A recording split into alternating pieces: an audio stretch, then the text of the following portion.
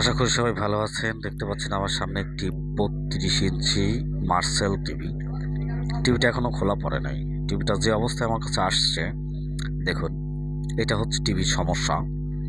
তো এটা আসলে খুললে আমরা বুঝতে পারবো যে টিভিটার প্রবলেমটা কি।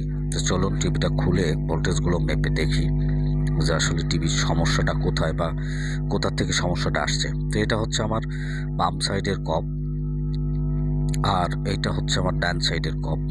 এর গ্রেড ভোল্টেজগুলো বাম এবং ডান দুই সাইড দিয়েই একই ভোল্টেজ ঢোকে। তো চলুন ভোল্টেজটা মেপে দেখি যে আসলে ভোল্টেজ উঠে পড়ে যায় কিনা। তো আমি 10/টা রিলিজ করলাম, দেখতে থাকুন। দেখুন ভোল্টেজ উঠেই পড়ে যাচ্ছে, তার মানে সমস্যা হচ্ছে সিকেবি। তো সিকেবি আমি প্রথমত এই বাম সাইডটা ঘষে কাটিং করব। তো বাম সাইডটা ঘষে আমি এখন কাটিং করতেছি। দেখুন বাম সাইডের এই চারটা point, CKB 1, CKB 2, CKB B1, CKB B2।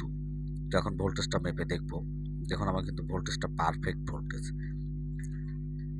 তো এখন আসলে গ্রাফিক্সটা দেখব। দেখুন একদম পারফেক্ট গ্রাফিক্স, কোনো দাগ নেই, কোনো শ্যাডো নেই। তো চলুন, তো এখন আমরা ডিশ কেবলটা সংযোগ দিয়ে দেখব। দেখুন একদম পারফেক্ট কালার, পারফেক্ট ছবি। তো এটাই ছিল আজকের ভিডিও। ধন্যবাদ, ভালো থাকুন, সুস্থ থাকুন এবং লাইক, কমেন্ট, সাবস্ক্রাইব করে পাশেই থাকুন।